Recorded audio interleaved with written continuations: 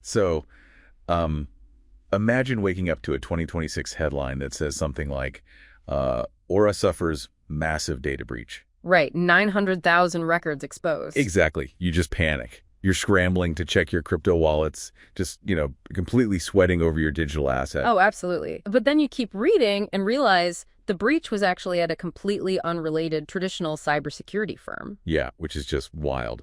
But it perfectly captures the absolute chaos of brand collision we are looking at today. It really does. And that's why we're unpacking this massive 2026 structural analysis report on the whole Aura landscape. Our mission for this deep dive is to, really untangle this immense brand confusion. Right, because right now the name Aura is basically a massive Rorschach test. Oh, totally. We want to extract the actual mechanics of how digital assets are evolving behind these identical names. Because if you look at the Solana Aura meme coin, for instance, Yeah. people were literally monetizing their TikTok Aura farming for social clout. Right, the vibe economy. Exactly. And it pumped, 3,500% in 24 hours, only to predictably crash 96.7%. Yeah, and it ended up getting delisted by CoinEx in January 2026. It's like throwing your life savings at a company. Right. Just because you think the CEO has good vibes, right? Yeah. Only to find out there's no product, no staff. Just a meme. Exactly. Just a meme. And the problem is that casino environment totally eclipses the foundational architecture being built by projects sharing that exact same name. To the builders. Right, the builders. Take the original Aura Finance, for example.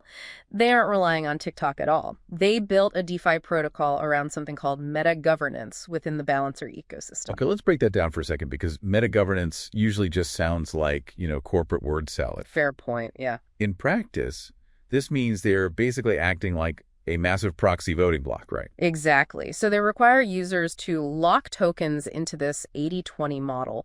So 80% of their native token paired with 20% Ethereum. And when you do that, you aren't just taking tokens off the market to artificially inflate the price. You are permanently pooling those two assets together to act as a trading reservoir. Oh, got it. So it guarantees there's always enough liquidity for people to trade efficiently without those wild price swings. Spot on. And because you've pooled your assets there, Aura Finance pools your voting power, giving them massive leverage over the broader Balancer exchange. Which is a clever piece of engineering. Yeah. And that's how they secured $123 million in total value locked across 7 chains. Right. It's actual tangible utility. But I mean, even a clever DeFi mechanic is still playing inside the crypto sandbox. It is. And the real evolution we are seeing in this 2026 report is the leap out of that sandbox and into physical, real-world utility. Which brings up the second major player caught in this branding web, Aura Network. Right. Which is completely separate. Totally separate. This isn't a DeFi protocol at all. It's a foundational layer 1 blockchain.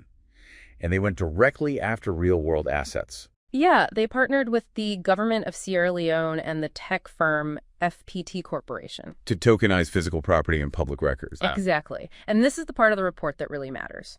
We aren't talking about trading digital art here. Right. They are taking a nation's physical filing cabinets, land deeds, public registries, and hard-coding them into an immutable ledger. It secures foundational national infrastructure against tampering or loss. Okay, but this highlights a massive friction point for me. Let's unpack this. Tokenizing government records is cool, but if I'm an institutional investor, or even a government, how do I safely interact with this space? Regulatory concerns, yeah. Right. Web3 infrastructure doesn't exactly scream safe traditional investment. If everyday institutional money wants the efficiency of the blockchain, how do they avoid stepping into a massive regulatory landmine? Well, they do it by porting over structures from traditional finance. And this is where aurafinance.cc, which is our third and final Aura project, steps in to solve that exact anxiety. Okay, so how do they do it? They use bankruptcy remote, special purpose vehicles, or SPVs. Okay, wait. An SPV in traditional finance is basically a legally isolated vault. So if a parent company goes bankrupt, the assets inside that specific vault can't be touched by creditors. Exactly. How are they mapping that onto a blockchain, though? By using that legal shield as a wrapper around U.S. Treasury-backed yields offered on-chain. Oh, wow. Yeah, the smart contract handles all the math and the automated payouts, but the actual underlying assets, the treasuries, are held in that legally isolated vault. So if the crypto platform gets hacked or goes bankrupt, The institutional money is completely walled off. It's protected by traditional property law. Exactly. They are bolting a traditional legal firewall onto decentralized code. That perfectly explains the massive seed funding from Pantera Capital, then. They aren't just betting on the tech. No, they're betting on the legal compliance. Right. And that tokenized treasury market crossed the $10 billion mark in February 2026 because bridges exactly like this. Which represents the ecosystem truly maturing, you know? We are bridging the gap from viral internet jokes on a timeline to legally protected on-chain savings accounts that institutions can actually trust. And that is exactly why you, as a listener, really need to care about what's happening here. Because in a world of total brand saturation, rigorous due diligence is just non-negotiable. Oh, absolutely. You can't just rely on a brand name or a ticker symbol anymore. You have to verify the smart contracts and the actual institutional backing yourself. Because the name on the door doesn't tell you if you're walking into a casino, a bank, or a government office. Right. It could literally be any of the three. Which leaves us with a pretty crazy thought.